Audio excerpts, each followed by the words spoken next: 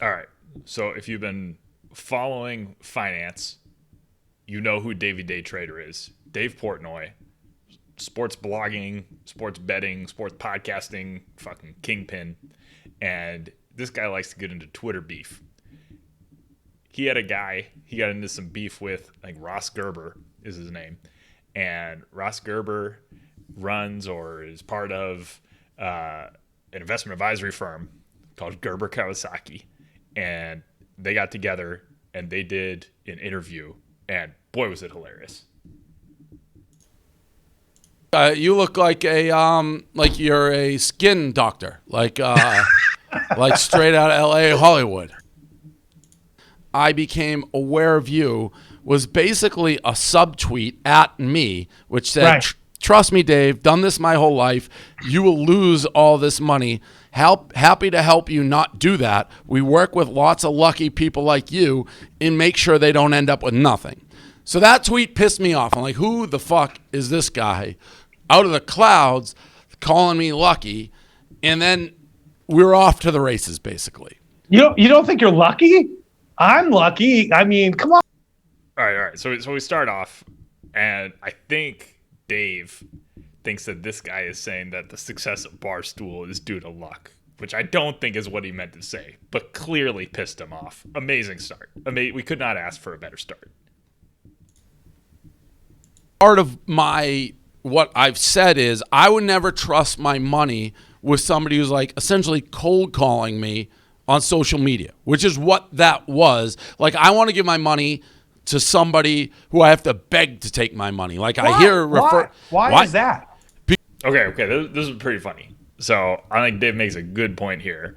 If some dude is out there trying to get clients by randomly messaging people on Twitter, either they're a genius, absolute genius, or they are really trying way too hard.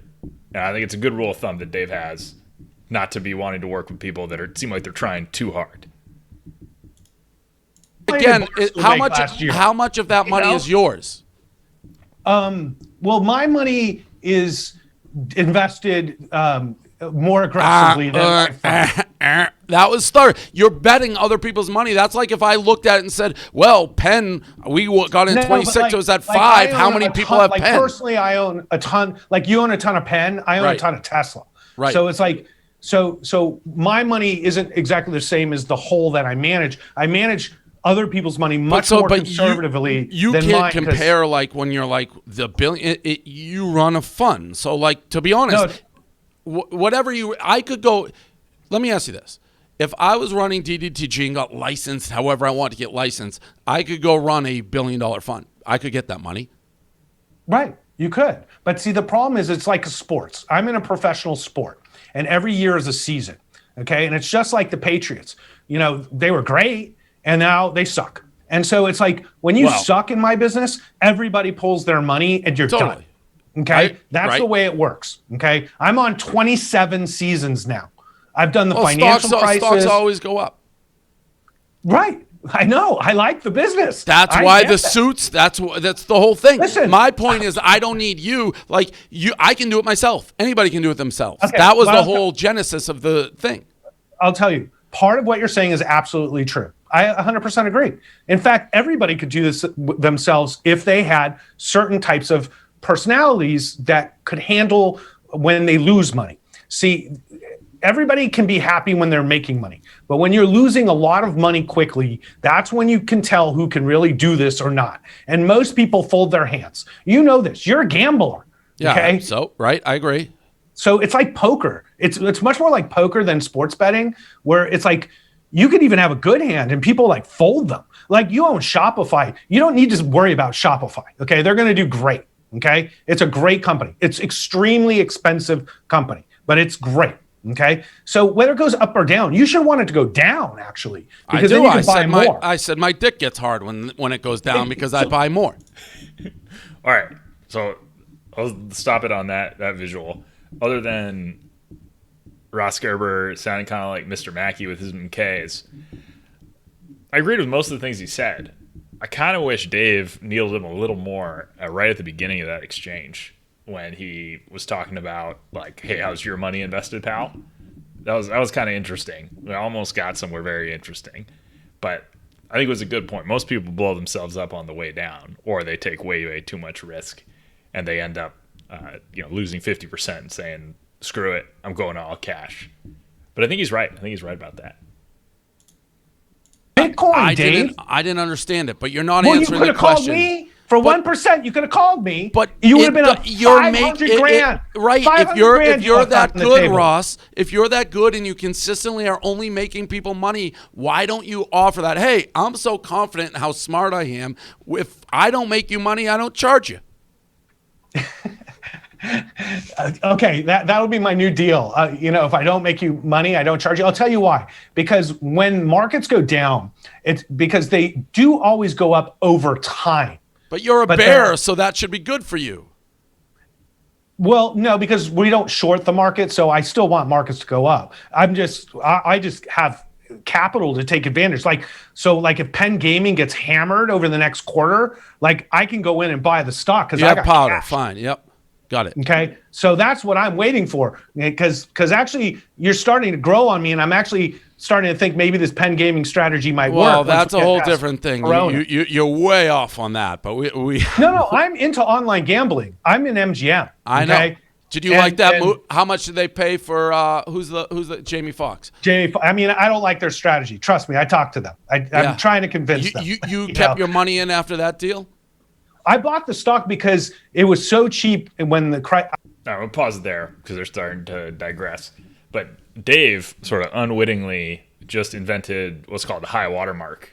So it's usually hedge funds, but places where if you invest, they only charge fees if they're over what they call the high watermark, so the highest that the fund has ever been. There's a bunch of problems with that. Not very many people will do it, first of all, because most people can't afford to not get paid in a year where the market goes down or is flat. But second of all, you have a problem because they're incentivized to just take a ton of risk to try to get past that high watermark. So it's not really ideal, but it is something that exists where you can have a high watermark and say, yeah, we're not going to charge you. Usually it's the carry. Usually he mentioned 2 and 20 earlier in here, which is hedge funds charge 2% of the assets that they manage per year and then 20% of the growth. And usually it's just that 20% of the growth that's subject to a high watermark, not even the 2%. But that's something you could do. You could even set something up where it only charges a fee if it does better than some benchmark. There's lots of ways you can structure it, but most investment managers either charge just a flat percentage of the assets they manage, or if they're like a hedge fund, they charge a percentage of the assets they manage plus a percentage of the growth.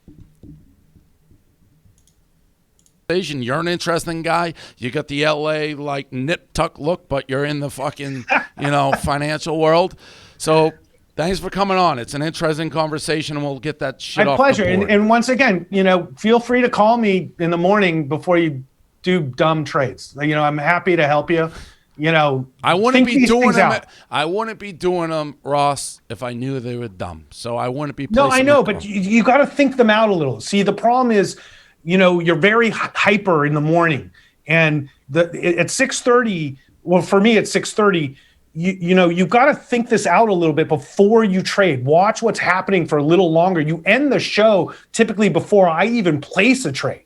Okay, because between 6:30 and 7 is not really when you want to be trading. Your end of the day show is when we typically are trading towards the end of the day, not usually at the beginning of the day. But again, it would be a lot easier for me to pick up a phone and say, Ross, what are you thinking? But I've had incredible success, and whether it's my timing or whatever, it's hard to be like, yeah, I've had losers. Definitely. Mark was the fucking worst in my early Boeing and all that shit. But other than that, I've been pretty good.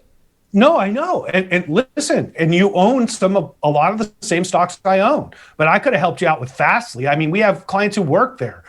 Why? I nailed Fastly. Why? Because we No, they were all dumping the stock and the thing cratered. No. I got rid of that before it. I did that before their earnings. I didn't trust their earnings. That's on the record. I said get rid of it. I'm not like tracking your trading. I just hear what you're trading, and I was like, oh, he's trading Fastly. You should call me. You should call me. I was in on Fastly at like 50, dumped it at 100. Amazing. I mean, they're talking about like what time of day to trade. There's no way that it possibly fucking matters. I mean, Davey Day Trader is not moving enough volume that he needs to be trading at a particular time of day. Most volume is at the open and at the close, so I don't doubt it. And if you're on the West Coast like this, here, let's change this so his face is off. You're probably doing most of your trades at the end of the day, but there's no way that matters. It is interesting that he wants Dave to call him to ask him about individual trade. I don't. None of it makes sense. It seems like the guy just wants some celebrity clients. Seems like that's really what he's after. But,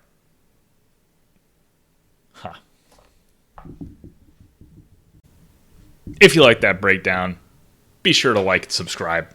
Do more videos. Do mailbag videos all the time. Maybe I can find some more things to break down that happened on the internet. Good luck investing.